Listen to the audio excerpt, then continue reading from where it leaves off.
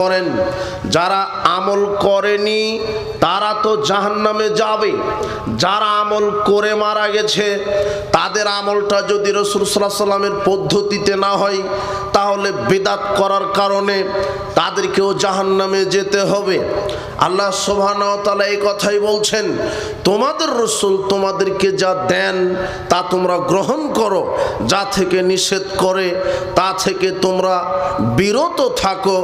উপস্থিত বৈঠকের মুসলিম দিনী ভাই বোন, আল্লাহ সুবহানাহু ওয়া তাআলা বলছেন, আমি বিচারের মাঠে বহু আমলকারীর আমলনামা ধূলিকণায় পরিণত করব, আমি কবুল করব না।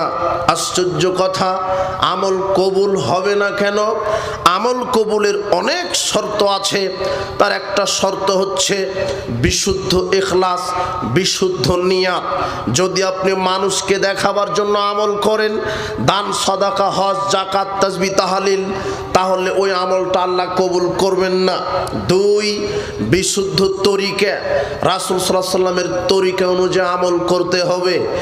এই রাসূল সাল্লাল্লাহু আলাইহি ওয়াসাল্লামের তরিকা বাদ দিয়ে যদি অন্য কোনো মানুষের, অন্য কোনো মতবাদের, অন্য কোনো দলের, অন্য কোনো ইমাম খতিব মুস্তাহিদ মুজাদ্দিদ, অন্য কোনো দলের নীতিতে বাপদাদার তরিকায় বাপদাদার নিয়মে যদি আমল করেন আর সেটা যদি মুহাম্মদ সাল্লাল্লাহু আলাইহি ওয়াসাল্লামের তরিকা অনুযায়ী না হয়, তাহলে সে আমল আল্লাহ বিচারের মাঠে প্রত্যাখ্যান করবে।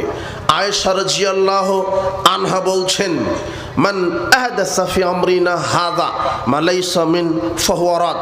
রাসূল সাল্লাল্লাহু আলাইহি ওয়াসাল্লাম বললেন, যে ব্যক্তি ইবাদত আকারে আমার শরীয়তে নতুন কিছু ঢোকালো, আল্লাহ তা বিচারের মাঠে কবুল করবে না, তার কোনো অংশ নেই। যে ব্যক্তি আমি মুহাম্মদ সাল্লাল্লাহু আলাইহি ওয়াসাল্লামের তরিকায় শরীয়তের মধ্যে নতুন কিছু ঢোকাবে সেটা হবে প্রত্যাখ্যাত।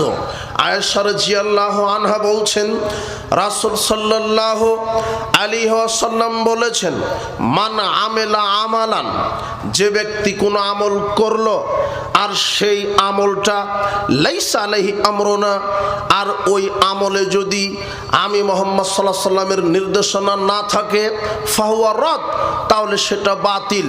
আল্লাহর নবী বলছেন, যে কোনো নারী, যে কোনো পুরুষ, যে কোনো মুসলিম নারী, যে কোনো মুসলিম পুরুষ যদি একটা আমল করে আর ওই আমলটা যদি আমি মুহাম্মদ সাল্লাল্লাহু আলাইহি ওয়াসাল্লামের নির্দেশনা না থাকে, তাহলে সেই আমলটা বাতিল।